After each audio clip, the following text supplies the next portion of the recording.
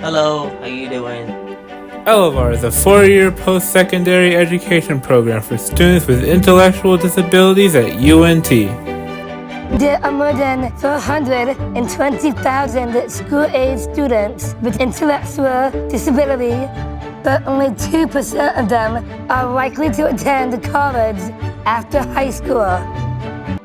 Having a program at UNT for me is great because I'm able to take classes and meet new people and just have the dorm life experience that I didn't think I was going to have. I wanted to come to UNT to learn about history, management, food industry. I love it here. It's cool to meet them people.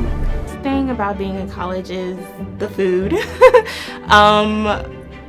Being to meet new people, getting to be in ELEVAR, just having a support system is just awesome. This has united, I think, our campus faculty, staff, and students. If I can do it, you can do it.